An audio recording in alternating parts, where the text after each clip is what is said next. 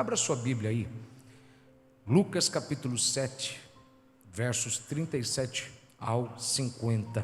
Verso 37, e eis que uma mulher da cidade, uma pecadora, sabendo que ele estava à mesa em casa do fariseu, levou um vaso de alabastro com unguento, e estando por detrás aos seus pés, chorando, começou a regar-lhe os pés com lágrimas, e enxugava-lhes com os cabelos da sua cabeça, e beijava-lhe os pés, e ungia-lhes com unguento.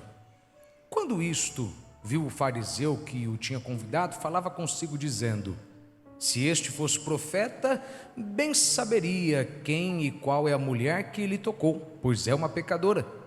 E respondendo Jesus, disse-lhe: Simão, uma coisa tenho a dizer-te. E ele disse: dize-a, mestre. Certo credor tinha 2 devedores, um devia-lhe 500 dinheiros e outro 50. E não tendo eles com que pagar, perdoou-lhes a ambos. Dize, pois, qual deles o amará mais? E Simão respondendo disse: tenho para mim que é aquele a quem mais perdoou. E ele lhe disse: julgaste bem. E voltando-se para a mulher, disse a Simão: vês tu esta mulher?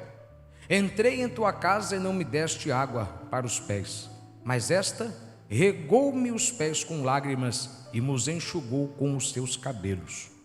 Não me deste ósculo, não me beijaste, mas esta desde que entrou não tem cessado de beijar os pés. Não ungiste a cabeça com óleo, mas esta ungiu-me os pés com unguento.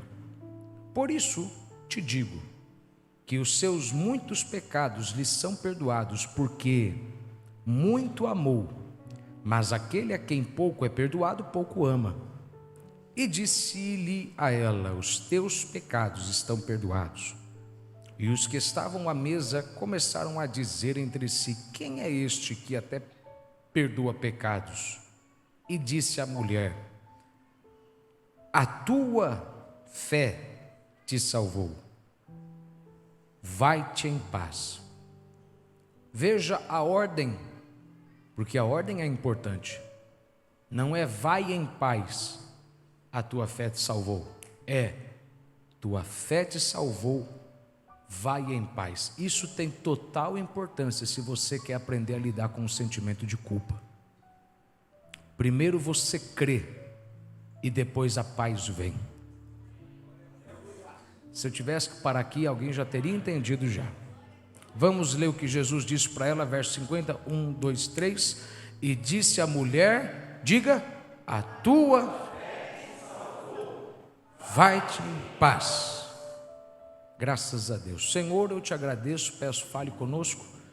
O Senhor sabe os corações que necessitam ouvir essa palavra. Senhor, o Senhor sabe o quanto ontem eu fiquei grato por essa direção, ainda mais nos dias que se aproximam da virada do ano. Alguém precisa desta palavra. Dá-me a tua ajuda, Espírito Santo, para que eu fale de uma forma clara e objetiva, de acordo com a situação que cada um vive, a forma como cada um deve resolver esse problema chamado culpa, a culpa que nos atormenta, a culpa que nos adoece, que nos entristece. Alguém sai daqui hoje, Senhor, liberto. Alguém sai daqui hoje aliviado. Alguém sai daqui hoje com um peso saindo dos ombros. Alguém sai daqui hoje confortável em dormir, em voltar a se relacionar com a sua família. E eu te agradeço por essa palavra, em nome de Jesus. E quem pode, diga amém. Tome o seu assento.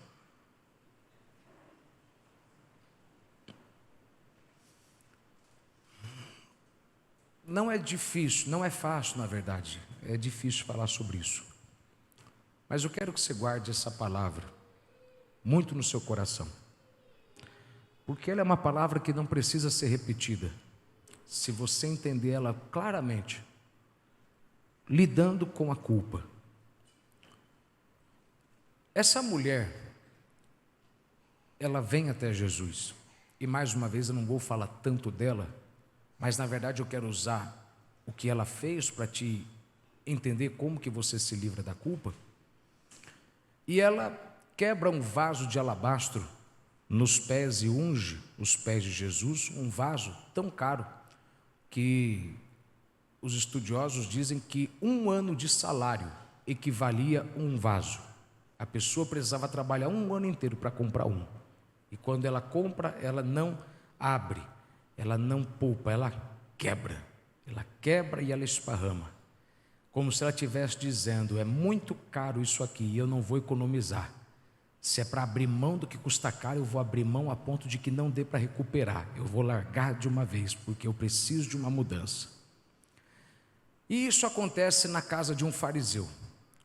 É claro que, ainda que Jesus tenha tido alguns momentos com fariseus, você sabe que Jesus nem sempre se relacionou muito com eles. No seu ministério público, os seus 3 anos, Jesus passou muito mais tempo com pecadores do que com fariseus, com religiosos, se assim você... Ele passou muito mais tempo com perdidos do que com crentes. Por uma simples razão, ele mesmo disse: eu não vim para os que são sãos, eu vim para os doentes. Eu não vim para quem é saciado, eu vim para quem tem sede. Eu não vim para quem está bem, para quem está cheio, eu vim para quem tem fome. Eu acredito que muita gente na igreja ama Jesus, mas não se relaciona com Jesus. Ele não consegue ouvir Deus falar com ele claramente. Ele não consegue ver Deus claramente na vida dele. E ainda assim ele ama Jesus. Mas como que você pode amar um Deus que não se relaciona com você? Simples, porque ele já disse: eu me relaciono na base da sua necessidade. Se você precisa de mim, você me verá. Se você não precisa, então não há razão para mim ficar com você. Ele não fez muitos milagres em Nazaré porque não deram crédito a ele. Muita gente tem dificuldade porque eles vêm na igreja e eles maqueiam tanto a sua situação, eles disfarçam tanto o seu problema, que quando eles chegam diante de Deus, eles inclusive disfarçam de Deus o problema. Você não tem noção, irmão, do tanto de gente que quando está diante de Deus, ele não conta o que tem que ser contado. Sabe, é meio que estúpido. É como você ir para o médico, ele mandar você arrancar a roupa, ele passar a mão em todo o seu corpo, dói aqui, dói aqui, dói aqui, dói aqui, papapá, dói aqui, e você está sentindo dor e falar: não. É a mesma coisa todo culto. Deus vem, ele vai tocando em áreas ao longo da mensagem, e você disfarça que não está doendo. E é complicado, porque se você não fala e não é sincero onde você está sentindo a dor, como que ele vai te curar? Alguém pode dizer: mas se Deus sabe o que eu sofro, para que Deus tem a necessidade de saber? Uma simples razão, querido: se você não sabe onde está doendo, como é que você vai saber onde Ele está curando, para depois você evitar acontecer a mesma coisa na mesma área? Você não entendeu isso aqui? Ok. Se você não sabe dizer para Deus o que está acontecendo, como é que Deus vai resolver? Porque senão Deus vai resolver e você não soube o que Ele fez, onde Ele fez, e você vai cometer o mesmo erro de novo na mesma área. Eu acho que o maior exemplo disso é Jesus com a mulher samaritana, em João, que ele fala: mulher, tu teve 5 homens, e o que está contigo agora nem é teu marido. Teu problema é emocional, é afetivo. Ele vai na zona de guerra dela. E a gente tem que, felizmente, expor para Deus, porque Deus não se relaciona com quem não expõe para Ele a dor, ok? A gente sabe que muita gente não se relaciona com Deus. Olhe bem para mim, entenda isso aqui. Alguns de vocês nunca tiveram um relacionamento mais íntimo com Deus, porque você continua se negando a expor para Deus o que acontece. Sabe como que a gente sabe disso? A gente analisa como você adora. Sabe, quando você vai no médico, você, na maioria das vezes, ou tira a camiseta, ou tira as calças, ou você se despe de toda a roupa e mostra para ele tudo e fala: doutor, vê o que está de errado. A adoração é uma coisa tão poderosa, que a adoração ela tem um íntimo convívio com o que nós chamamos de sexo. Sexo nada mais é do que o homem dentro da mulher, a mulher dentro do homem, e dessa relação sai um fruto. Você tem noção que a adoração é uma coisa tão poderosa, que é Deus entrando em você, você entrando no Espírito, na onda de Deus, e desse momento sai um fruto? É uma coisa muito séria, uma coisa muito sagrada. Tem gente que se escandaliza, mas é uma coisa que você não pode fugir. Você não pode ter vergonha. Você não tem vergonha da tua esposa, você não tem vergonha do teu marido. Por que na hora de você levantar as mãos e adorar a Deus, você tem vergonha, tem receio? Tá. Porque talvez você tenha essa ideia diabólica de que isso tem a ver com denominação. E não tem nada a ver com denominação. Isso não é algo da Assembleia de Deus, ou algo da Quadrangular, ou algo da Brasil para... Não. Isso é algo bíblico. Quando você não se abre, como que ele pode penetrar? Jesus, ele sempre se relacionou com doentes, porque, de fato, é a nossa miséria que causa espaço para que a majestade dele se manifeste. Quem entende isso aqui, diga amém. Se você ler corretamente o texto e com atenção, e no outro evangelho onde ele é relatado, você vai compreender que essa mulher, ela, além de ser uma pecadora, era uma mulher num estado de desespero tão grande, e a gente sabe que ela estava tão desesperada pelo que houve, que ela faz algo violento, ela faz algo radical, ela é violenta, ela é como Ana, ela adora de uma forma tão intensa que quem olha fala, está embriagado. Algumas pessoas na igreja, quando começam a receber o toque do Espírito Santo, eles choram de uma forma tão grande que alguns quase que uivam. E é interessante que pessoas que não entendem das coisas do Espírito olham como se isso fosse anormal. E é algo totalmente normal, porque só Deus sabe o tumor que ele está arrancando de dentro da alma de alguém, que está perdurando ali há anos, que começou com a educação dos filhos, quando o filho foi embora, quando o marido traiu, quando a esposa traiu. E isso vai saindo de uma forma tão dolorosa que a pessoa vai pondo para fora. Sabe, houve uma situação, eu nunca me esqueço de uma noite, que Deus, orando em espírito, orando em línguas, Deus invadiu meu quarto de uma presença tão grande, que eu acho que minha esposa nunca viu a forma, foi uma forma tão expressiva. Você sentia como se um demônio estivesse saindo de você. Um grito de desespero alarmante, mas você sentia como se estivesse sendo arrancado de você algo que ficou ali por muitos anos e estava doendo, mas você estava feliz. E quando você lê esse texto, você encontra uma mulher fazendo algo que alguém olhava e falava: para que tudo isso? E Jesus falou, em outras palavras: cala a boca, tu não sabe o que ela passou para estar fazendo isso aqui. Ela está precisando ser muito perdoada, e quem muito é perdoado, muito ama. Sabe, irmão, me ajuda aí hoje. Quem está entendendo que é para você essa palavra, porque isso aqui hoje não é para todo mundo, não. Porque o orgulho de alguém me atrapalha a pregar aqui hoje. Mas vamos em frente. Sentimento de culpa, algo diabólico. O sentimento de culpa leva a pessoa, eu diria o seguinte, que não é o pecado que nos atormenta, é o sentimento de culpa pelo pecado. Porque o pecado, uma vez que praticado, fica para trás e você não comete mais ele. Ou talvez. Mas uma vez que você peca, é igual uma pessoa que cai em adultério. 5 minutos de prazer para 50 anos de remorso. É um peso, é uma culpa que vem, que o homem não consegue mais olhar para a mulher não consegue mais olhar para o homem, os dois não conseguem mais dar as mãos, porque ela pensa onde a mão dele colocou, onde a mão dele tocou.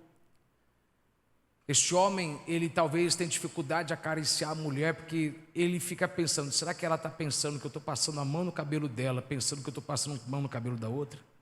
Sabe, irmão, é difícil ser tão claro como eu estou sendo, então me ajude aí. Às vezes a gente vê pessoas que no passado tiveram uma vida de crime, e aí quando são libertas disso, elas ainda carregam um sentimento de culpa, e quando tocam em coisas de valor, elas começam a se julgar: será que ele está achando que eu vou roubar? Será que ele está achando que eu vou pegar isso aqui? Ninguém está falando nada, mas a pessoa fica com aquele sentimento, ela vai se colocando para dentro, a ponto de que ela mesma se impede de viver algo novo, porque não somente ela não se sentiu perdoada, mas ela não se perdoou. Sabe o que eu estou falando hoje aqui, irmão? É tão profundo, que você já devia ter dado um glória, porque Deus está falando com você. Esse sentimento, se você não lidar com ele, você vai morrer. Você vai enlouquecer. Uma irmã hoje disse para mim, saindo do carro: pastor, essa palavra foi para mim porque eu estava enlouquecendo. Culpa é uma coisa que você só entende o quão complicada ela é até você se ver enlouquecido. Você está numa fase tão complicada que aquilo que você fazia com alegria, você já não faz mais com alegria. Você começa a sentir o teu corpo padecendo, tuas costas doem, tua coluna, teu nervo ciático vem sofrendo, tua cabeça é confusa.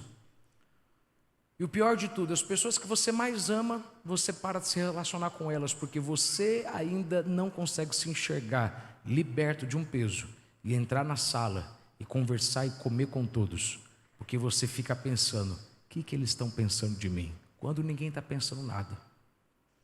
Sentimento de culpa é uma coisa complicada, porque quando você não sabe lidar com ele, você toma decisões precipitadas, inusitadas e desnecessárias para resolver um problema passado, prejudicando o futuro. Pessoas com um problema de culpa se enforcam. Pessoas com um problema da culpa dão um tiro na cabeça. Pessoas com sentimento de culpa entram na jogatina para tentar recuperar o dinheiro que perderam por pouca sabedoria e falta de administração. O sentimento de culpa faz você vender coisas para pagar dívidas que vão ser pagas hoje e vão voltar a ser acumuladas amanhã, porque você está resolvendo.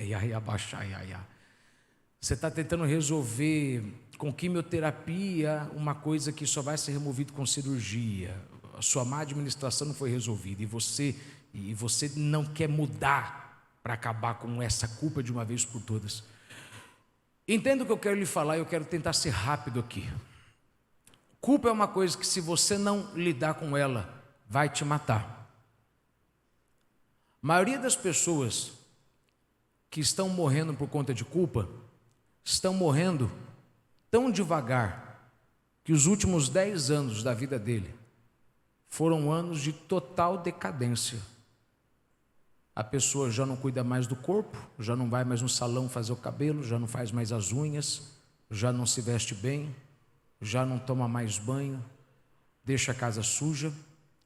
Quando não, a pessoa já deixa de projetar a expansão da empresa, ele vai abrindo mão de sonhos.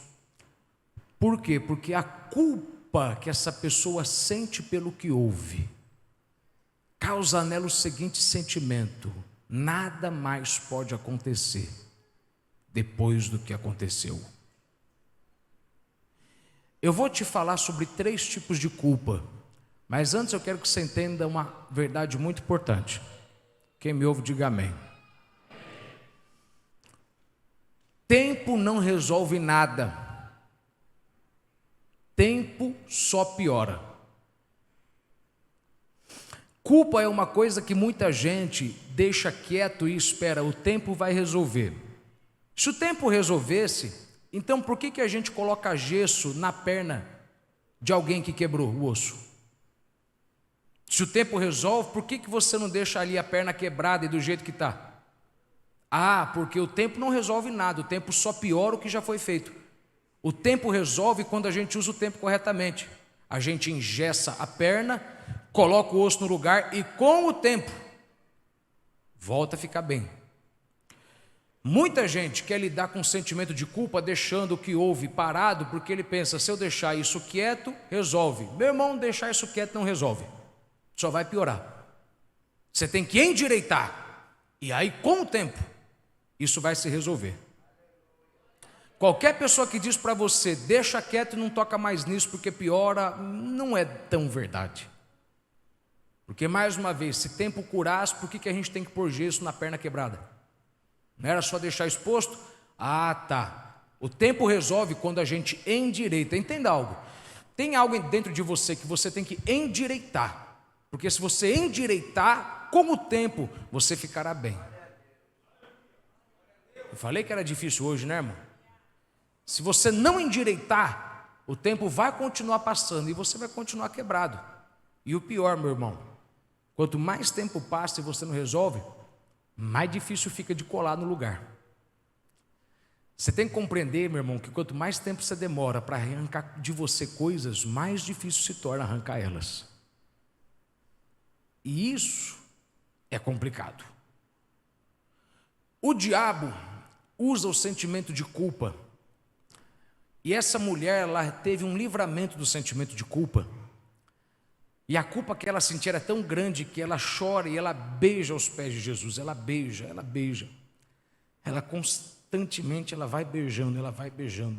Jesus disse: irmão, você não me deu um beijo. Essa mulher não parou de beijar desde que eu cheguei. Ela está chorando, está ungindo, está secando e está beijando. Ela está orando, está ungindo, está secando e está beijando. Porque ela está tão desesperada para mudar, que ela sabe, eu não posso continuar fazendo o que eu fazia e esperando viver o melhor. Eu vou fazer o que eu preciso fazer para ter uma mudança, porque dói tanto esse sentimento de culpa, que eu acredito que Deus tem o melhor para mim. Mas eu sei que o melhor depende de um endireitamento. E quando eu endireitar, com o tempo tudo vai voltar a como era antes. E eu vou poder continuar andando. O sentimento de culpa é algo que o diabo usa, mas Deus também usa. Veja, há uma diferença entre condenação e sentimento de culpa. Deus não te condena. Nenhuma condenação há para os que estão em Cristo Jesus. Mas a culpa é uma coisa que Deus usa, assim como Ele usou o filho pródigo. Fez cair em si, ele falou: meu Deus, se eu fui o autor da minha miséria, eu posso ser o autor do meu sucesso? E ele voltou para casa, porque o sentimento de culpa é uma via de mão dupla. Se tiver na mão do diabo, você morre. Se tiver na mão de Deus, você é transformado e vive o melhor. Então não é tão difícil você dar um glória aqui hoje, porque se você entender o que Deus está trabalhando dentro de você, maravilha, sabe? Não adianta você passar a semana inteira fazendo bobagem, não lendo a palavra e esperar que Deus vai te abençoar hoje, porque Deus não tem que te abençoar hoje. Hoje Deus tem que te endireitar, e com o tempo Deus vai te abençoando. Se você está ouvindo a palavra de Deus, Deus está te abençoando já, diga aí amém. Diga aí para alguém do seu lado: o tempo não resolve nada, irmão. Não, o tempo não resolve nada. Para de querer deixar. Olha bem para mim, olha bem para mim. Alguns de vocês precisam entrar lá na tua adolescência, lá na tua infância. Você tem que entrar lá atrás e arrancar um sentimento de culpa, que até hoje, sem você saber, e ainda que você ache que não tem nada a ver, se você parar para ver, isso até hoje te atrapalha de receber o teu milagre. Porque Jesus quer pôr em você vinho novo, mas você é um odre velho. E odres velhos com vinho novo, a elasticidade vem, racha. Quero te dizer uma coisa, irmão: o que Deus vai te dar é tão novo e tão lindo, que se tu não arrancar esse sentimento de culpa do teu passado, quando vier tu morre. Como é que pode uma bênção me matar? Bênção não acrescenta dores, não acrescenta para quem está preparado. Vinho novo é bom, mas quando você não se larga, porque veja, eu sei de pessoas que tiveram filho, pessoas que finalmente tiveram filho, e quando tiveram, porque nunca largaram o peso do que sofreram na infância, do abuso mental, físico que sofreram, estragaram a bênção por conta de problemas causados anteriormente. E tantas outras coisas. A pessoa fracassa A pessoa fracassa no primeiro casamento, vai para o segundo casamento, e porque não se curou do primeiro casamento, ele comete o mesmo erro no segundo casamento. Então a gente tem que arrancar, queira você ou não, e endireitar, para que você se livre desses 3 tipos de culpa. Qual que é a forma que o diabo usa para te impedir de viver a tua promessa? Quando o diabo faz você olhar para o que houve ou para o que deixou de acontecer, e ele faz você ouvir a seguinte palavra: porque não houve antes, e porque aconteceu isso antes, não vai acontecer mais nada depois. Agora lembre isso: você pode sujar uma semente com esterco, você pode cuspir numa semente, você pode pisar numa semente, você pode jogar a semente para longe. O que você fizer do lado de fora com a semente não tem poder de destruir o potencial que tem dentro dela. Ela, se for enterrada, se for plantada, ainda vai virar uma árvore. Você tem que compreender que nada do que houve fora com você tem poder de arrancar o potencial que Deus colocou dentro de você para frutificar. Nada do teu passado tem poder de cancelar o teu futuro. O que houve na tua adolescência, na tua infância, na tua juventude, o que houve no teu primeiro casamento, no teu segundo casamento, o que houve na tua separação e depois você voltou, o que houve com teu pai, com a tua mãe, o que houve na tua casa, nada disso tem poder. Só tem poder se você ficar com um sentimento de culpa na tua cabeça. E esse sentimento é uma coisa diabólica, porque o diabo ele quer fazer você entender que se houve antes, não pode acontecer mais nada daqui para frente. Diga para alguém do seu lado: mas o diabo é um mentiroso, hein? Não se esqueça disso. O diabo sempre é um mentiroso. Ele sempre vai dizer para você que não dá mais para dar certo, quando ele sabe que tem tudo para dar certo. Por quê? Porque ainda que ele coloque em você o sentimento de culpa, existe o sangue de Jesus que te livra de toda condenação, e ele te faz se sentir novo, ele te faz se sentir uma nova criatura e falar: nada do que houve antes vai me atrapalhar. Se o Filho do Homem vos libertar, verdadeiramente, verdadeiramente sereis livre. Nenhuma condenação há para os que estão em Cristo Jesus. E eu sei que nada do que aconteceu antes pode me impedir de chegar lá. Podem ter sujado o meu nome, podem ter falado mal de mim, podem ter colocado esterco nessa semente. Não é interessante, meu irmão, que ao contrário do que a gente pensa, a semente cresce quando vem algo de errado com ela. Veja, quando você coloca esterco na semente, o que é esterco vira adubo e ela cresce. Não é interessante que Deus sempre usa aquilo que parece ser mal, mas para dar certo e fazer bem para você? É o que José disse: o que vocês fizeram como mal, Deus transformou em bem. Sabe, tem gente que às vezes foi abusado mentalmente, foi abusado familiarmente, abusado até sexualmente, e aí você não entende que até mesmo aquilo que veio como mal, na verdade fez até bem para você. Por quê? Porque você conseguiu arrancar carne do meio do espinho do peixe. Você começou a conseguir colocar sua fé mais em Deus. É difícil alguém conseguir olhar o lado bom de uma desgraça, mas somente quem é uma pessoa carnal que não consegue ver que até as coisas más acontecem e contribuem para o bem dos que amam a Deus, até mesmo que não houve, até mesmo que aconteceu, no final das contas, se você olhar da perspectiva correta, levou você para o bem. Jogaram esterco em você, enterraram você, cavaram você, tamparam você, não deixaram você ver luz, mas você na verdade só estava crescendo, você só estava subindo, você não estava descendo, porque o que acontece fora de nós não tem poder de impedir o potencial em nós. Diz aí para alguém do teu lado: tu não viu a melhor versão de mim mesmo, irmão. Tu não viu. Agora diga para essa pessoa: se tu quiser ver, então fica do meu lado, que você vai ver a melhor versão de mim mesmo. Você vai ver a melhor mulher que eu posso ser. Você vai ver a melhor empresária que eu posso ser, a melhor mãe que eu posso ser. Você vai ver o melhor obreiro que eu posso ser. Você ainda não viu a minha melhor versão, minha versão 2.0, 4.0, 5.0. Mas quando você ver, você vai entender que eu usei a culpa para me transformar. Primeiro tipo de culpa, tem 3 tipos de culpa. 3 tipos. Primeiro tipo de culpa, eu chamo de culpa parcial. Por que culpa parcial? Porque esse tipo de culpa é uma culpa que ela existe, mas ela não é sua. Ela é parcial. Ela é de uma parte, não é de todos. Você está envolvido na situação, mas você não tem nada a ver com a situação. Deixa eu ler para você, só para você entender isso aqui. Mateus, capítulo 13, verso 24, diz assim: propôs-lhes outra parábola, dizendo: o reino dos céus é semelhante ao homem que semeia boa semente no seu campo. Mas dormindo os homens, veio o seu inimigo e semeou o joio no meio do trigo e retirou-se. E quando a erva cresceu, frutificou, apareceu também o joio. E os servos do pai de família, indo ter com ele, disseram: Senhor, não semeaste tu no teu campo boa semente? Por que tem então joio? E ele lhes disse: um inimigo é quem fez isso. Os servos lhe disseram: queres, pois, que vamos arrancá-lo? Porém ele lhes disse: não, para que ao colher o joio, não arranqueis também o trigo com ele.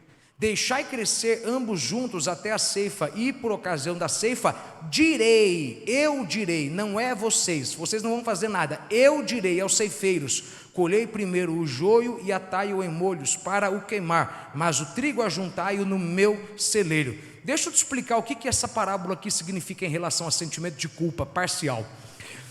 Aquele senhor tinha um campo, ele plantou trigo no campo.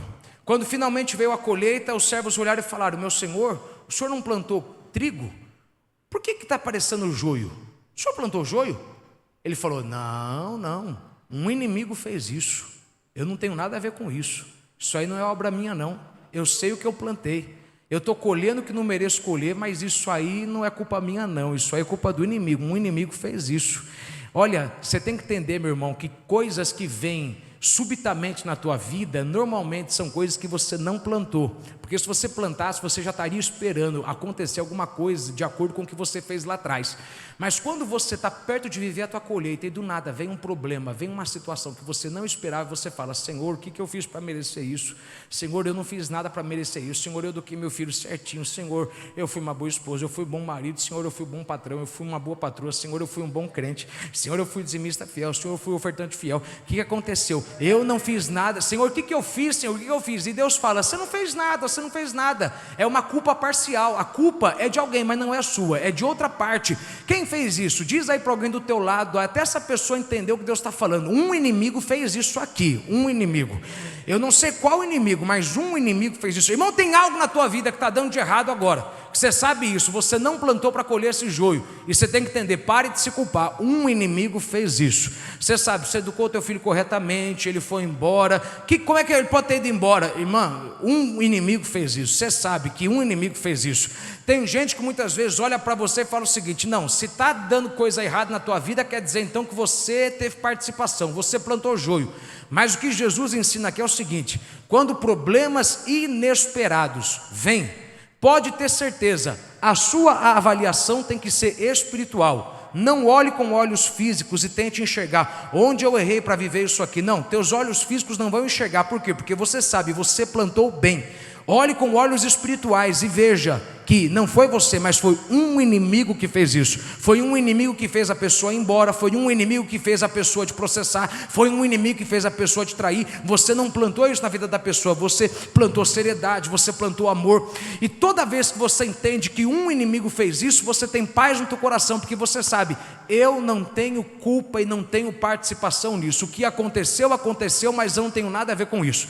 Nem todo mundo pode falar isso, porque teve gente que teve participação no problema, mas só você que sabe que o diabo fez algo na tua vida quando você estava prestes a viver o teu melhor momento e você ficou preocupado, desesperado, falando: Senhor, eu não fiz para merecer isso. O que eu fiz para merecer isso? Diz aí para alguém do teu lado aí, diga aí para 3 pessoas: um inimigo fez isso aqui, meu irmão, um inimigo, não fui eu. Para de querer dizer que fui eu. Aliás, pega essa palavra, para de dar ouvido para a pessoa dizendo que Deus está pesando a mão em você. Se você sabe que foi um inimigo que fez isso, tudo que você tem que ficar é tranquilo. Por quê? Porque se foi um... Irmão, olha o que a parábola diz. O dono do campo, ele olhou para os servos e falou: não façam nada, deixe quieto, deixe quieto. Por quê? Porque se fosse eu que tivesse feito, eu resolvia, mas como não fui eu que fiz, deixe quieto, deixe eles aí. Palavra profética para alguém que não consegue fazer isso, mas você tem que aprender a fazer isso. Diz aí para alguém do teu lado: me ajuda a pregar. Deixa quieto, irmão, deixa quieto. Não liga, não escreva, não responda, deixa quieto. Vou tentar para o lado de cá, ok. Deixa quieto, não tenta mexer naquilo que está dando de errado e você sabe que você não causou isso. Por quê? Porque se você... Porque se você sabe que foi um inimigo que fez isso, fica em paz. Quem vai resolver isso não vai ser você.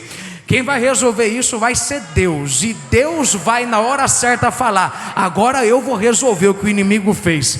Veja, quando você lê a parábola, você entende que o dono do campo é Deus. E na hora certa Deus vai falar para os ceifeiros: arranca o trigo do joio. Irmão, entenda uma coisa: mesmo o campo sendo seu, mesmo a casa sendo sua, mesmo a família sendo sua, mesmo a empresa sendo sua, mesmo o escritório sendo seu, mesmo o estabelecimento sendo seu, se o inimigo foi lá e plantou algo e está começando a colher algo errado, não faça nada, não tente mexer. Deus é quem vai resolver isso. É Deus quem arranca a pessoa errada do lugar. Você não tem que arrancar a pessoa errada que o diabo colocou lá.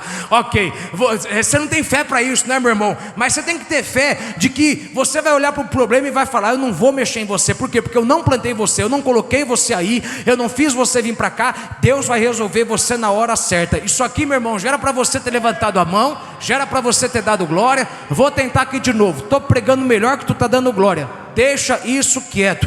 Deus vai resolver isso. Nessa peleja não tereis que pelejar, o Senhor pelejará por vós. Não fique com esse sentimento de culpa. Eu tenho que resolver. Meu irmão, você não tem responsabilidade nenhuma em quem te traiu, em quem te roubou. Não tente causar com a sua mão uma justiça que com a tua mão vai ser injustiça. Deus sabe fazer a justiça da forma certa, na medida certa e até com correção de juros. Se você entender que você não plantou isso para ter isso, tira a mão. Vou dizer de novo, tira a mão, desliga o telefone, não escreve, não liga. Por quê? Porque essa peleja não é tua, essa peleja é de Deus, essa guerra é de Deus. Deus é quem vai arrancar, Deus é quem vai trabalhar, é Deus quem vai falar, é Deus quem vai escrever, é Deus que estou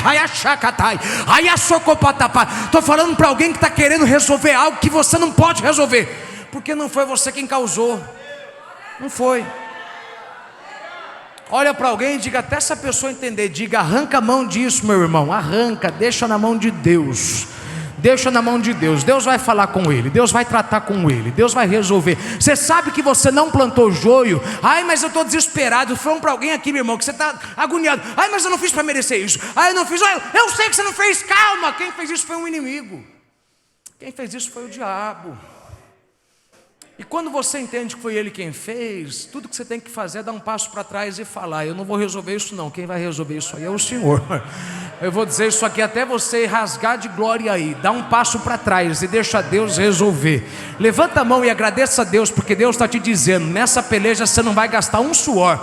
Deixa que essa peleja todinha minha. Eu vou arrancar aquela pessoa do teu trabalho, eu vou arrancar aquele sócio teu ladrão, eu vou arrancar essa pessoa da tua vida que você não colocou. Ele veio acompanhado. Aquilo que o diabo fez, fica em paz, eu resolvo. Aquilo que o diabo fez, pode ficar em paz, eu ponho a mão. Aquilo que o diabo fez, fica tranquilo. Você não tem que gastar um suor. Por quê? Porque se você tentar fazer, você não resolve, porque você não entende as armas do diabo. Mas como eu conheço ele desde a eternidade passada, eu sei como resolver esse infeliz, eu sei como resolver esse vagabundo, eu sei como resolver esse desgraçado. Eu vou pegar ele de um jeito que somente eu posso pegar ele. Quando eu pego ele de um jeito, eu pego para ele nunca mais colocar nada na tua vida que vai atrapalhar a tua colheita. Estou falando para alguém que sabe, tu está quase colhendo a tua vitória, aí começa a aparecer um monte de joelhos, você fala, Deus, eu não fiz nada para ter isso aqui. Deus está falando, eu sei que você não fez. E por que o Senhor permitiu? Porque eu preciso te ensinar algo. Problemas inesperados precisam de uma fé forte. Problemas inesperados exigem uma fé forte. Você consegue ter uma fé forte e dar um passo para trás e falar, eu não vou fazer nada não, quem vai fazer agora é Deus. Você consegue ter paz de deitar no teu travesseiro e falar, eu não vou falar mais nada, quem vai fazer é Deus. Eu não vou mais ligar, quem vai ligar e falar com ele é Deus. Eu não vou escrever, quem vai fazer é Deus. Só para alguém aí ficar mais alegre, põe a mão em duas pessoas do teu lado, a tua esquerda, a tua direita, e fala bem alto para ele, vai dormir que é Deus quem vai fazer. Para de gastar noite de sono falando, como eu vou resolver? Como que eu vou resolver? Como que eu vou resolver? Cala a boca, para de ficar dando lugar para o diabo. Vai dormir, vai aproveitar a tua casa, vai aproveitar a tua família, vai aproveitar teu casamento, vai aproveitar teus filhos. Para de dar lugar para o diabo. É Deus que vai resolver isso. Deus vai resolver o teu filho, Deus vai resolver tua filha, Deus vai resolver tua nora, Deus vai resolver teu genro, Deus vai resolver teu sogro, Deus vai resolver tua sogra, Deus vai resolver teu pai, Deus vai resolver tua mãe, Deus vai resolver teu irmão, Deus vai resolver tua irmã, Deus vai resolver teu marido, Deus vai resolver teu esposo. Culpa parcial. Entende isso aqui? Culpa parcial. Como que você se livra desse tipo de culpa? Com percepção correta. Quando você tem a percepção correta da história, você não se dói por conta da história. Entende isso aqui? Quando você sabe que você não teve nada a ver com o que está acontecendo, por mais que o que esteja acontecendo envolve você, é terra tua, é casa tua, é família tua, é emprego teu, quando você entende que nada do que está acontecendo é fruto de uma decisão sua, não é consequência de um erro seu, sempre vai ter alguém enviado pelo diabo falando, ó Deus pesando a mão, hein? Eu falei que ele não era flor que se cheirasse, eu falei que ele não era tão certinho assim. Oi, tá vendo, irmão? Oi, irmão, tá vendo? Largou e voltou. Eu falei, porque sempre tem alguém querendo colocar na gente um peso que não é da gente. Não, eu não tive culpa disso aqui, isso aqui aconteceu. E é difícil a gente manter a paz quando esse tipo de sentimento vem. Eu vou te falar algo, irmão, que Depois você deveria me pagar um jantar pelo que eu vou te falar. Paz depende de perspectiva. Porque quando você consegue admirar a beleza da onisciência de Deus, e você sabe que ninguém aqui embaixo quer acreditar em mim, mas Deus sabe de tudo, para que eu vou perder a paz por conta de quem não acredita em mim? Eu vou dormir, vou roncar, vou coçar minha barriga, comer de noite, eu vou viver. Porque se tu não crê em mim, eu vou me matar para te forçar a acreditar que eu estou falando a verdade? Deus sabe da verdade. É só isso? É. Só isso aqui tira de você dinheiro gasto com terapia, com remédio para dormir. Diz para alguém do teu lado: Deus sabe, irmão, Deus sabe. Agora pergunta aí para alguém do seu lado: você sabe que Deus sabe ou não? Não, deixa eu perguntar de novo aqui. Eu sei que você sabe que Deus sabe, mas você sabe mesmo que Deus sabe? Você tem noção mesmo que Deus é onisciente? Porque se você tivesse noção, irmão, o que tem de gente que conhece Deus, mas não vive Deus. Você sabe o que Deus faz, o que Deus pode fazer, mas nada do que você sabe de Deus ajuda você a viver melhor. Porque do que adianta você crer que Deus sabe de tudo, e na hora em que você é injustiçado e falam mal de você, você fica perdido e fica desesperado, porque ninguém está valorizando a tua palavra, ninguém está acreditando que você está sendo íntegro no debate, que você está sendo íntegro na palavra. Quando você entende, Deus sabe do intuito do meu coração, ainda que eu tenha feito, tenha dado errado, se Deus sabe que eu fiz com o intuito bom, se Deus sabe que eu não tive participação nessa situação, tudo que eu preciso fazer é descansar. Por quê? Porque se Deus sabe da verdade, a verdade nunca fica encoberta. A verdade, quando plantada, cresce. Queira você achar que vai vir rápido ou demorado, mas ela cresce. Verdade, toda verdade. Aí abaixou, Eu vou te falar, meu irmão, uma palavra que eu amo, que Natan falou para Davi. Quando Davi caiu com o problema de Batseba, Natan falou para Davi: o teu pecado foi em público, foi em secreto, em oculto, torná-lo-ei em público. Ou seja, Deus não vai esconder a verdade que aconteceu, Deus vai trazer à tona. Deixa eu trazer isso para o nosso lado, meu irmão. Quando você sabe que você não é que está 100% certo, mas vamos falar a verdade, meu irmão, tem fase que você está 100% certo, tem situação que você sabe, você de fato não teve nada de errado, você foi com um intuito bom, você vigiou no que falou, você mediu as palavras que você usou, você mediu a ação, você calculou a reação que a pessoa ia ter de acordo com cada palavra, sabe? Estou falando de gente que é sábia, de gente que não é tola não, que escreve texto antes de gravar áudio, que é para falar: eu não vou falar a palavra errada, eu não vou falar nada errado, porque eu não quero a palavra errada me trazendo consequência errada. Irmão, quando você se prepara para fazer algo e aí depois vem um joio e você sabe que você não teve nada de errado com isso, você tem que ficar tranquilo. Por quê? Porque aquela verdade que aconteceu em oculto, Deus vai trazê-la em público, e queira você acreditar ou não, uma hora os teus olhos verão Deus honrando e justificando você. Levanta a mão e receba de Deus descanso para o teu coração. Com a mão levantada, receba de Deus paz sobre a tua alma, receba alívio para a tua cabeça. Ainda que você pense que vai demorar, antes de você descer o caixão, Deus vai defender a sua integridade. Deus vai defender você desse espírito de culpa satânico e demoníaco. Vai dormir, para de perder a cabeça com esse povo idiota, para de perder a cabeça com o diabo, vai descansar. Se Deus sabe da verdade, a verdade vai vir à tona. Se Deus sabe da verdade, a verdade vai vir à tona. Se Deus sabe da verdade, a verdade vai vir à tona. Pode demorar, eu posso sofrer mentira, calúnia, mas a verdade vai vir à tona. E tem mais: se só eu sei da verdade, Deus sabe, tô nem aí. Se só eu sei da verdade, eu vou dormir, eu vou comer, eu não vou perder minha paz por conta de você, eu não vou tentar ficar me justificando. Quer me receber? Amém. Não quer me receber? Não tem problema. Quer jantar comigo? Maravilha. Quer passar o Natal comigo? Amém. Quer passar a virada do ano comigo? Amém. Não quer passar? Não tem problema.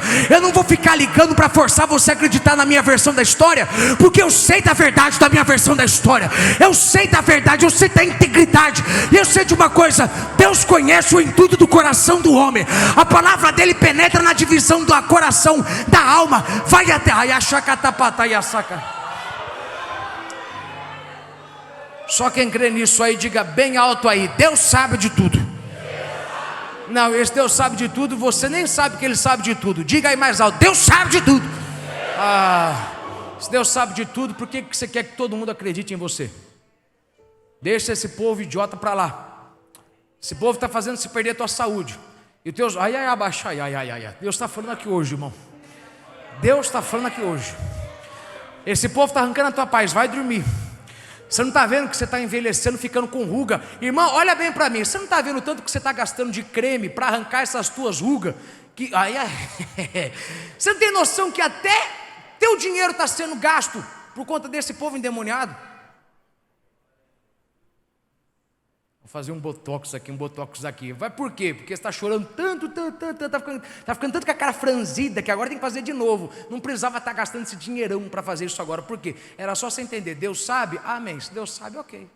Deus sabe, eu vou perder minha paz? Minha paz custa muito caro, porque a minha paz traz a voz de Deus no meu coração.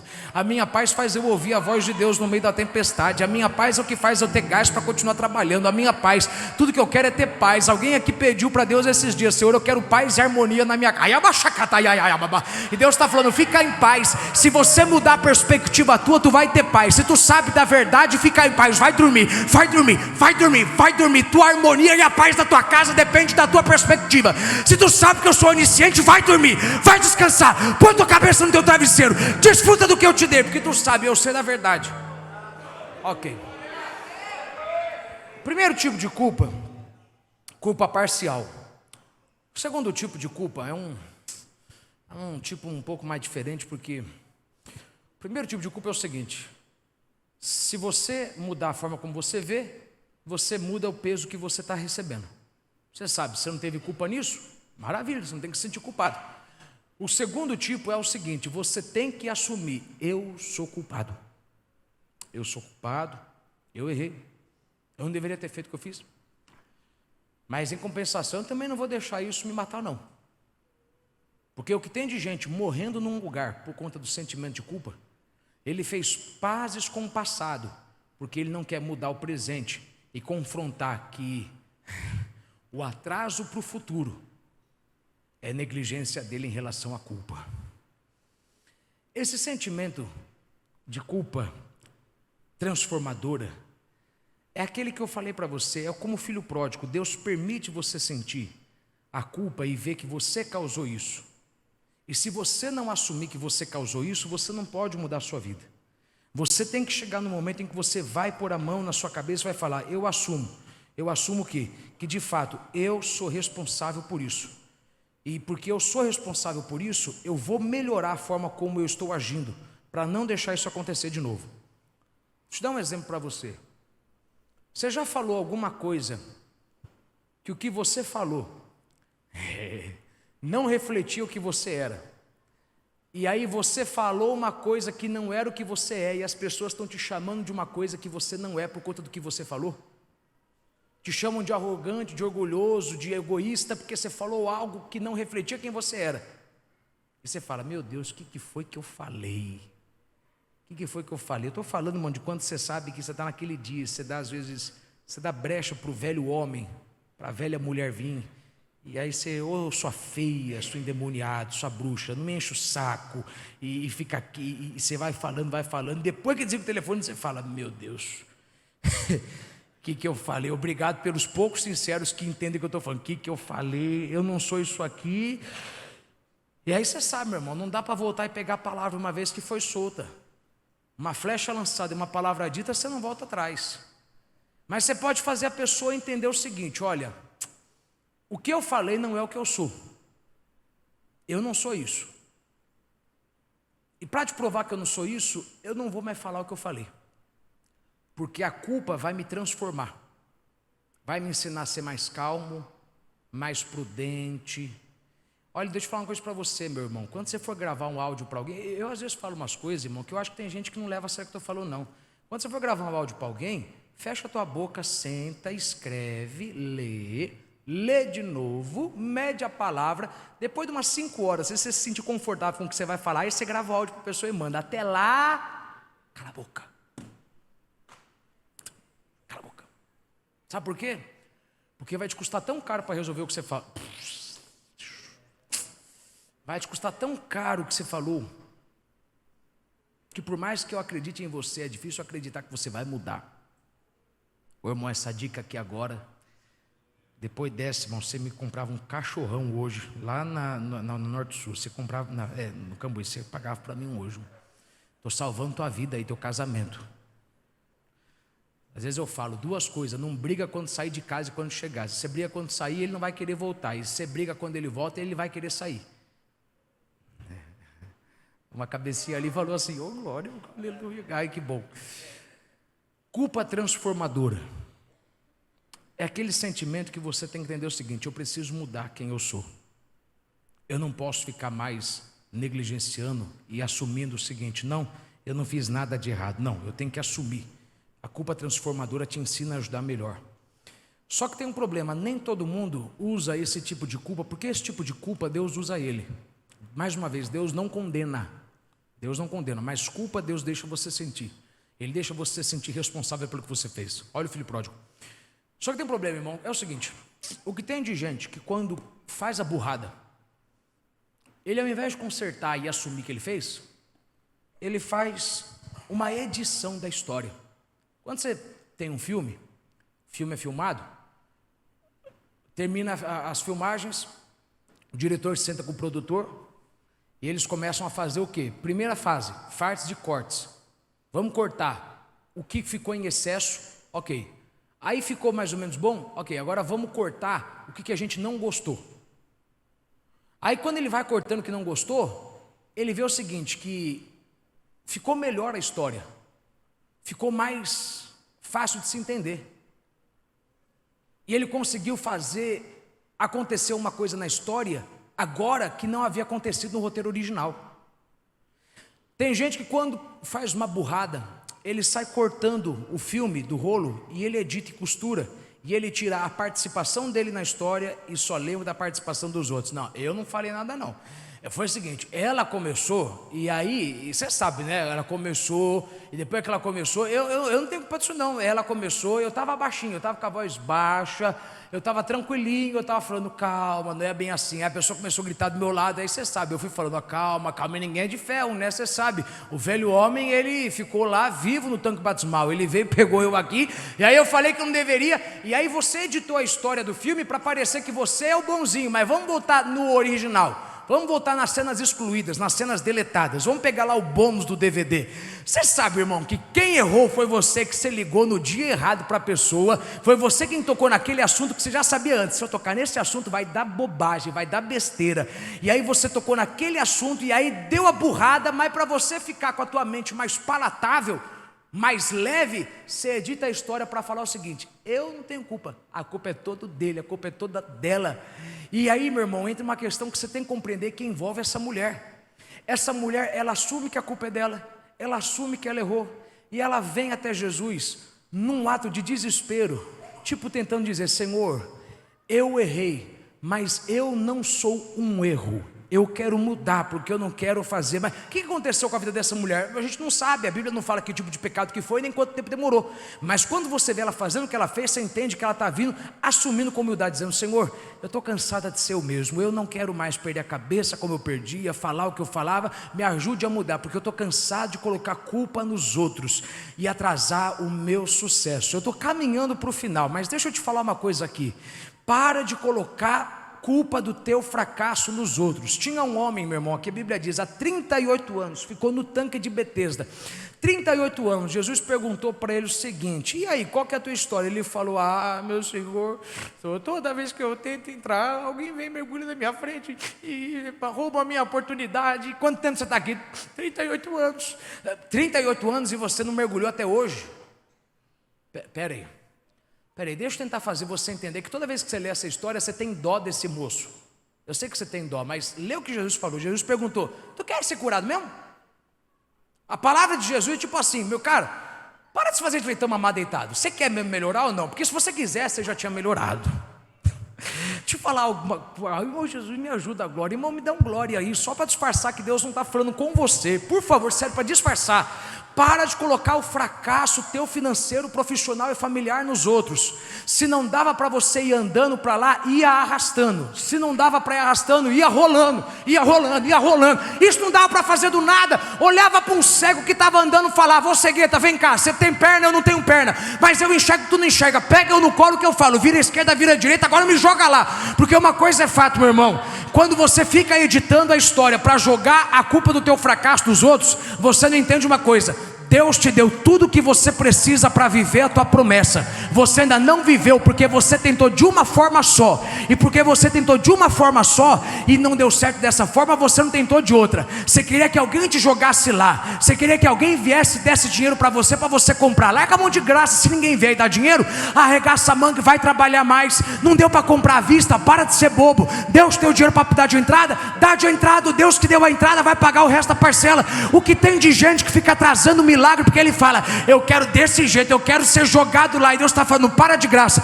Se não der para ser jogado, vai arrastando. Se não der para ir arrastando, vai rolando. Se não der para ir rolando, meu irmão, pede ajuda para alguém. Fala: ó, vem cá. E se ninguém te ajudar, pega na barra de alguém quando alguém estiver andando e deixa essa pessoa te puxar. Entra de penetra num ensaio, entra de penetra num jantar, entra de penetra num encontro, entra de penetra numa reunião, entra de penetra numa convenção. Dá uma de João sem bobo lá. Alguém fala: o que ele está fazendo aqui? Eu estou fazendo aqui o seguinte: estou pegando uma oportunidade que ninguém quis me dar. Se ninguém me chamou para participar, eu vou entrar na cara dura. Eu estou falando para alguém que sabe que quando a vida não te dá uma oportunidade, você tem que criar uma oportunidade.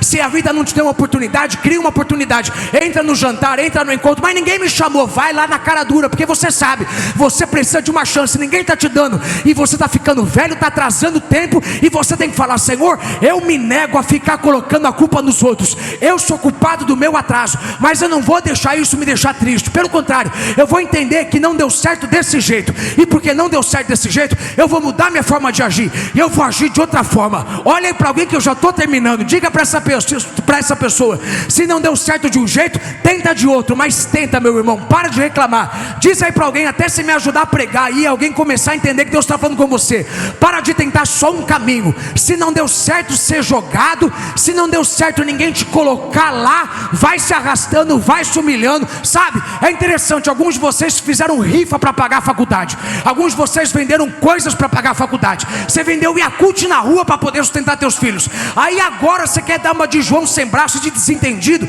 como se Deus não estivesse falando com você. Se tu fez várias coisas antes para sobreviver, você tem que entender que se agora não está dando certo avançar, é porque desse método não vai dar certo. Tenta de outro método, vai de outra forma, mas põe na tua cabeça: você tem tudo o que precisa para viver o teu milagre. Levanta a tua mão e adore a Deus, agradeça a Deus, porque você hoje vai sair daqui decidido a fazer diferente. Alguém vai sair daqui hoje decidido: eu vou mudar a minha atitude, eu vou mudar a minha ação, eu vou fazer de outra forma. Eu me nego a continuar desse jeito, eu vou assumir a responsabilidade.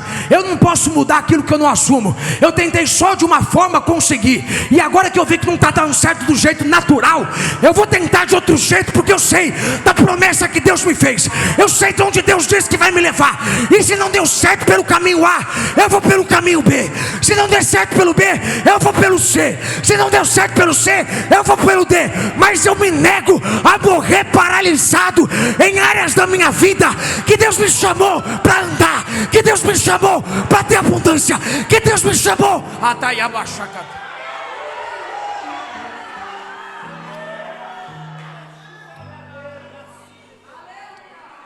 E lá está essa mulher,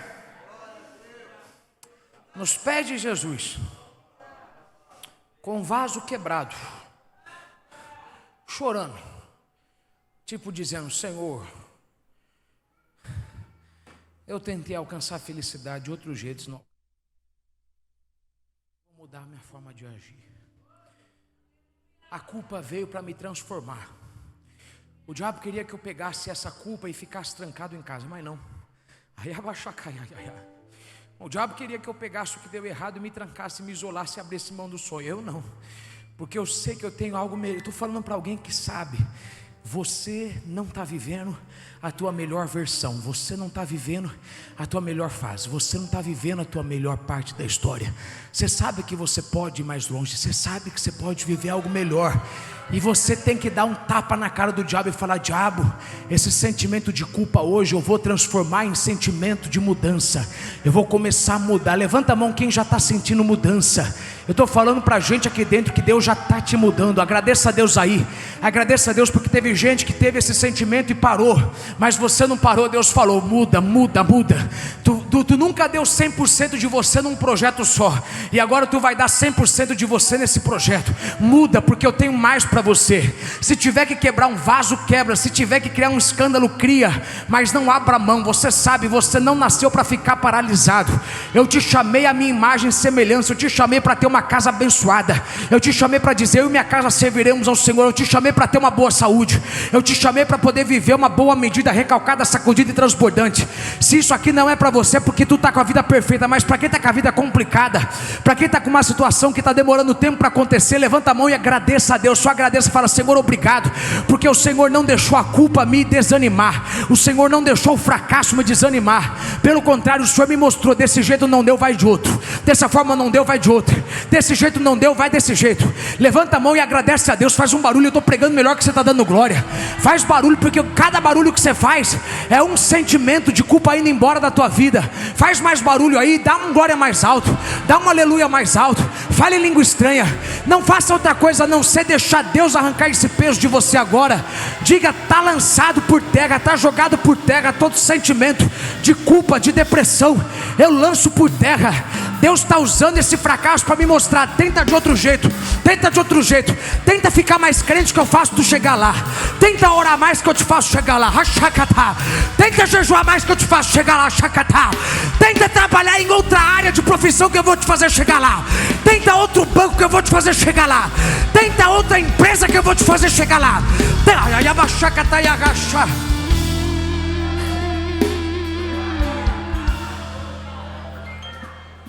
Ela quebra.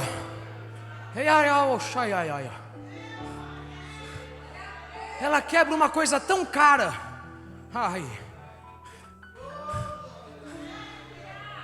E deixa eu perguntar para você: você está disposto a abrir mão do quê para ter o que você quer?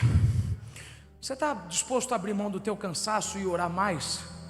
Do teu descanso e orar mais? De madrugada até Deus abrir a porta? Você não pode querer mais e não abrir mão de algo mais. Maior a bênção, maior tem que ser o sacrifício. Você está disposto a sacrificar o teu? Para de querer um Deus que vai te dar tudo fácil. Que vem fácil, vai embora fácil. Deus já facilitou muito para você no Calvário. Ele vai exigir você valorizar a vitória dele. Você está disposto a dobrar a tua carga horária? Tu está disposto a intercalar oração, igreja, culto, trabalho, culto, isso? Você está disposto? Porque se tu fizer o que tu nunca fez, tu vai ter o que tu nunca teve. Levanta a mão e dê glória a Deus aí, que Deus está dizendo: eu não vim te rebaixar e te desanimar. Eu vim para te dar um chute para cima e te fazer: vai que a tua tá farel. Se você fizer o que nunca fez, vai ter o que nunca teve. Para de dar voz pro diabo. Para de dar direito pro diabo falar no teu ouvido que tu vai acabar nessa miséria. Deus deixou isso acontecer para te mostrar o seguinte: você pode fazer mais do que você já fez. Você pode ir além do que você já fez. Ah, mas eu suei muito. Eu não quero suor dessa vez. Eu quero é oração. Eu quero é jejum. Mas eu tenho orado e jejuado muito. Mas agora eu quero ação. Eu quero que você saia por aí trabalhando e pondo as mãos. Mas uma coisa é fato: você tem que bater o pé e dizer: diabo, eu me nego a terminar minha vida em casa, trancado, com a possibilidade de ter desfrutado do melhor. Eu vou arrancar esse potencial de dentro de mim. Eu vou fazer essa perna andar. Eu vou fazer esse útero trabalhar. Eu vou fazer essa cabeça girar. Eu vou fazer esses olhos verem. Eu me nego a terminar.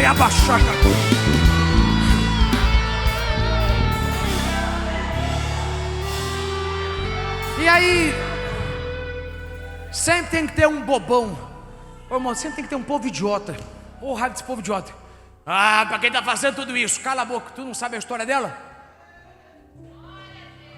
Aí tem gente que se ofende com qualquer coisa que eu falo. Bom, se você se ofender é porque era para você. Irmão, tem um povo na igreja que dá vontade de eu falar no ouvido dele: irmão, cala a boca, deixa quem está do teu lado chorar. Deixa quem está do teu lado espernear. Deixa quem está do teu lado fazer o que ele tiver que fazer. Você não entende que ele não deveria estar aqui. Pela lógica, ele deveria ter cortado os pulsos, ele deveria ter se enforcado, ele deveria ter fugido de casa, ele deveria ter sumido no mapa, mas ele não fez isso. Por quê? Porque quando o diabo quis mandar o sentimento de culpa para trancar ele, o sentimento de culpa veio e transformou ele. E ele fez igual o filho pródigo. Ele olhou e falou: não, peraí, eu sou melhor do que isso aqui. Se não deu para entrar pela porta, eu vou entrar pela brecha. Se não deu para entrar pela brecha, eu vou entrar pela fechadura. E se não der para entrar por nenhum lugar, é o seguinte: eu faço uma janela no forro. Eu estou falando de gente, irmão, que é o seguinte: tu sabe que tu caçou oportunidade para viver a bênção de Deus.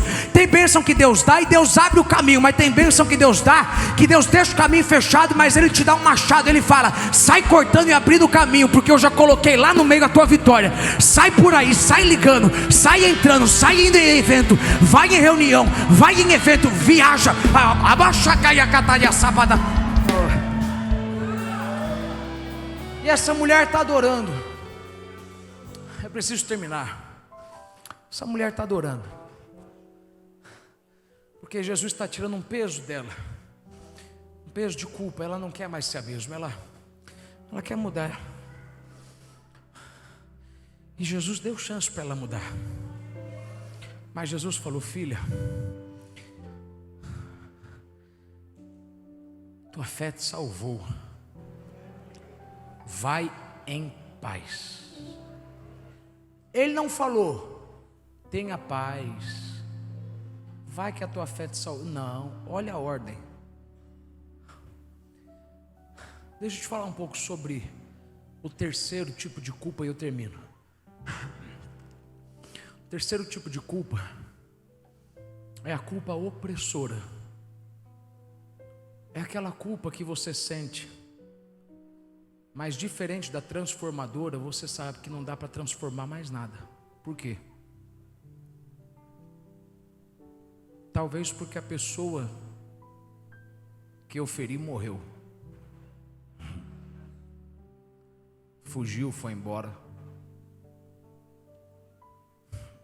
Como é que eu conserto o que não tem conserto?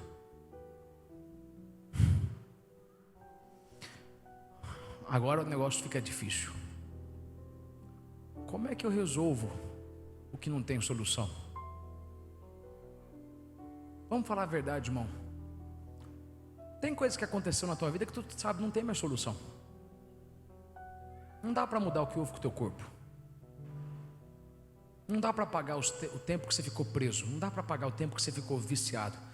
Não dá para pagar. Aquela pessoa morreu. Como é que você vai voltar e pedir perdão para ele? Sai para chegar no céu para pedir perdão, você sabe que não vai dar para acontecer isso lá. Eu termino com isso. O que eu faço quando eu preciso mudar algo, mas eu não consigo mudar? O que eu posso fazer para remediar e sarar a dor, o peso que eu carrego? Porque eu não dei muito atenção enquanto ele era vivo, e hoje que está morto e eu quero dar atenção, eu não posso. Eu não pude falar para ele: eu te amo. Eu não pude me consertar com ele. Eu não pude ser um filho melhor. Deus está falando hoje aqui. Eu não pude. Eu não pude. Como que eu faço? Eu sofro com isso há anos. E se não dá para resolver o que eu fiz, o que eu faço para me sentir melhor?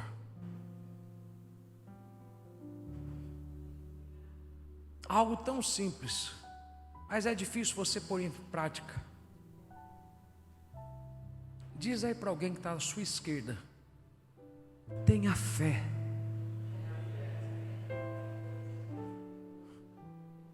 Só isso? Só isso. Fé do quê? De que Ele tomou sobre si as nossas dores.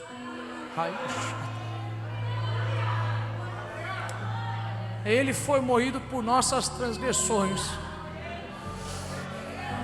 Ele foi ferido por nossas iniquidades, e o castigo que nos traz a paz estava sobre Ele. Fé de que o sangue de Jesus é suficiente para te lavar desse peso. E a única forma que você pode se sentir melhor é pelo sangue. Mas pastor, eu creio no sangue, eu não me sinto melhor. Sabe por que você não se sente melhor? Porque você esqueceu que fé opera gradativamente e também opera imediatamente. Jesus disse: se vocês tiverem fé como um grão de mostarda, vocês dirão para esse monte: passa daqui para lá, e ele passará. Antes ele falou o seguinte: figueira, tu está amaldiçoada. E no outro dia, 24 horas depois, quando eles passaram por ali, eles falaram: mestre, o que o Senhor falou ontem aconteceu hoje. E Jesus te ensina uma lição sobre fé. Fé, ela trabalha conforme você vai falando. Hebreus diz: retenhamos firme a confissão da nossa fé. Não largue o que você falou. Eu estou perdoado. Eu não me sinto perdoado, mas eu creio, eu estou perdoado. Você sabe qual que é o problema da maioria das pessoas que cometeram crimes e barbaridades terríveis, mas também não tem que ir longe. Alguns de vocês aqui, tu tem remorso porque você não... Se você pudesse voltar e fazer pelo teu pai o que você queria ter feito, você não pode, porque teu pai está num caixão, tua mãe está num caixão, teu filho morreu, teu casamento foi embora, teu filho foi embora. E você sabe, você tem que se livrar desse sentimento, porque esse sentimento te causa tanta opressão que você pensa: não tem mais nada que eu possa viver lá na frente. O problema seu é que você entende que você tem que ter fé de que você está causando em você uma dor que ele já sofreu por você antes. Você tem noção? Deixa eu ler para você entender melhor o que eu estou te falando. Verdadeiramente ele tomou sobre si as nossas enfermidades e as nossas dores levou sobre si. Vem cá. Ele simplesmente ele tomou sobre si a sua dor. Ele arrancou o que te deixava mal, esse peso que te depreciava, que te deixava triste para baixo. Ele arrancou, ele tomou sobre si.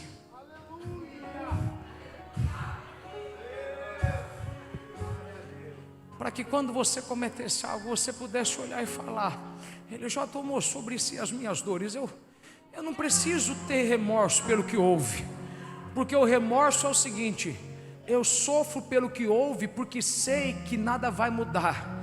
Mas quando você entende que o sangue dele te lavou, você entende: hoje ele não me olha como eu era, hoje ele me olha como uma nova criatura, porque ele tomou sobre si as minhas dores. Eu me olho, levante a mão e agradeça a Deus. Eu me olho como uma pessoa que não deu muito amor, que não foi tão boa, mas se o sangue dele me lavou, eu não preciso me olhar assim. Eis que tudo se fez novo. Levanta a mão e agradeça a Deus aí por 1 minuto. Não abaixa a tua mão, porque Deus tem que livrar você de um sentimento de culpa. Levanta o teu rosto, o meu sangue já te lavou. Se enxergue como eu te enxergo, se enxergue como eu te enxergo. Se enxergue, nada além do sangue vai te ajudar, nada além do sangue vai te melhorar. É o sangue que te lava, é o sangue que te limpa. Eu não lembro mais do que você fez. Para de lembrar do que você fez. Olhe para você do jeito que eu te vejo como uma nova criatura e tudo se fez novo. Para de ficar preso no que houve. Não dá para mudar o que houve, mas dá para você mudar o que vai acontecer. Só que isso não vem com terapia, isso não vem com nenhuma técnica psicológica. Isso vem quando tu levanta a mão e fala: Jesus, me lava com teu sangue, lava minha mente com teu sangue, lava minhas emoções com teu sangue. Arranca esse remorso que eu tenho dessa pessoa que morreu. Eu não posso pedir perdão.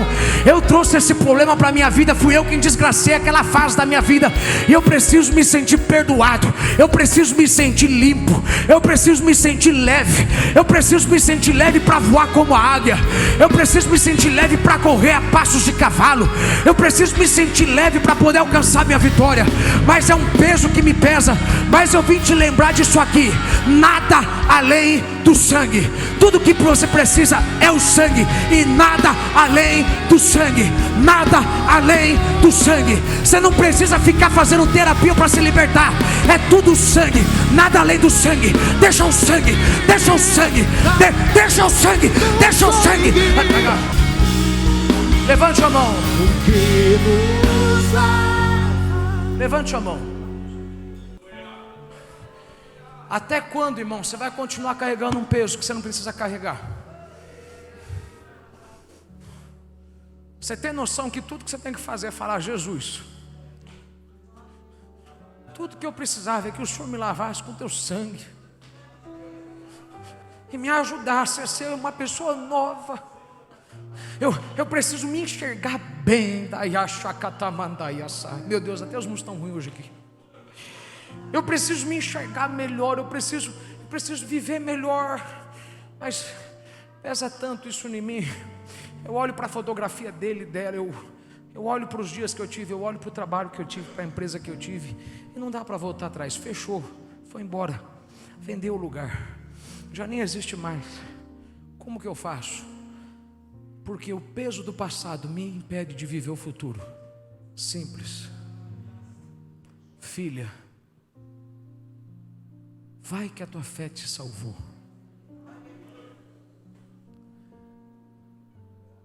A tua fé é o que salva a tua cabeça de enlouquecer.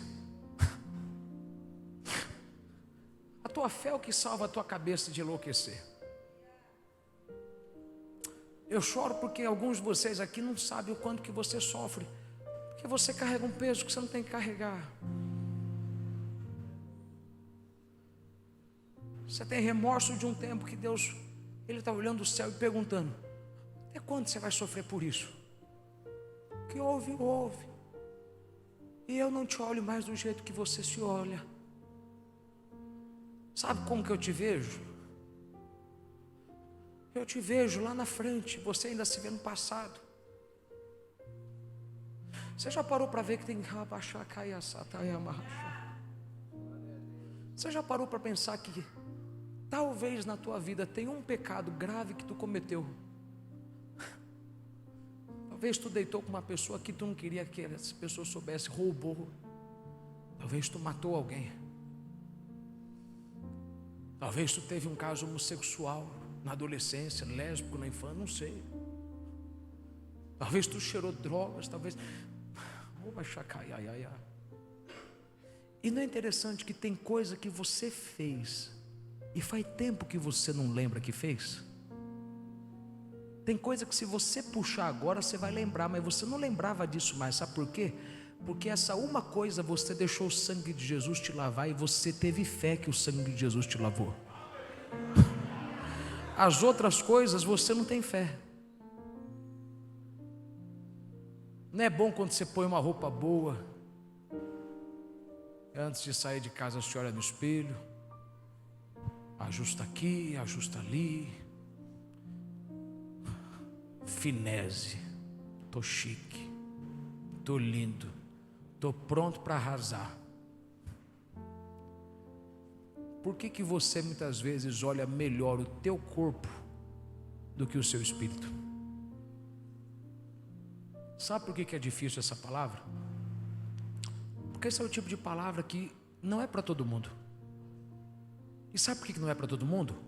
Não porque ninguém tem culpa, todo mundo aqui tem, mas é que tem pouca gente que consegue ser humilde para falar: Senhor, eu estou cansado desse sentimento. A vaidade e o orgulho de alguém não consegue deixar Deus. Tudo que Deus quer é que você se veja melhor para viver o melhor. Ouça o que eu vou lhe falar, meu querido. Deus não pode te dar o melhor se você não se vê melhor. Alguns de vocês erram seriamente porque você fala o seguinte: quando Deus me der eu vou melhorar. Deus está falando: eu não prometi isso na Bíblia. Eu prometi que se você melhorar eu vou te dar. Diga ao fraco, sou forte. Quando você disser que é forte eu vou te dar força. Quando eu comprar minha casa eu vou ser mais feliz. Para de adiar para de postergar a tua felicidade. Olha para a promessa que eu te dei. Eu não te dei a promessa, já fica alegre agora. Ok, você não entendeu. Você ainda não vive a tua promessa, mas eu não te fiz uma promessa, por que você já não se alegra agora? Quando você se alegra pelo que Deus te prometeu, aí Deus tem condição de dar para você a bênção. Sabe por quê? Vou te responder. Uma das razões pela qual eu estou te ajudando a mudar a tua cabeça. Para de ficar falando, se o Senhor fizer, eu vou ficar melhor. Deus está falando, não vou fazer para você ficar melhor. Não vou, sabe por quê? Porque você tem que entender que para você ficar melhor, eu já fiz algo há 2000 anos atrás. Você quer uma família melhor? Você quer um emprego melhor? Não espere Deus te dar para você sentir melhor, não. Agradeça o que Ele já fez. Exulte no Deus da tua salvação. Você consegue levantar a mão e agradecer a Deus pelo que Ele já fez? Porque se você ficar alegre agora, enquanto não tem o que Ele te prometeu, mas reconhece o que Ele fez por você, fique em paz. A tua alegria vai atrair a tua vitória. Vou te provar, Isaías diz, com alegria tirareis fontes de vida, tirareis força das fontes de vida. Isaías fala, com alegria você vai arrancar vida das fontes, com alegria você vai arrancar força, não é com tristeza. Você tem que ter alegria para arrancar vida, você tem que ter alegria para arrancar força, você tem que dizer, Senhor, obrigado, porque o Senhor já me colocou à disposição tudo o que eu preciso para chegar lá. O Senhor já me deu o poder que é no teu sangue, o Senhor já me deu o poder que é no teu nome, o Senhor já me fez novo de novo. Levante a mão e agradeça a Deus, porque é o sangue que te lava, é o sangue que te cura, é o sangue que te liberta. Tudo é o sangue, tudo é o sangue. Dos pecados, adore, que nos traz restauração. Nada além do sangue, nada além do sangue, nada além do sangue de Jesus.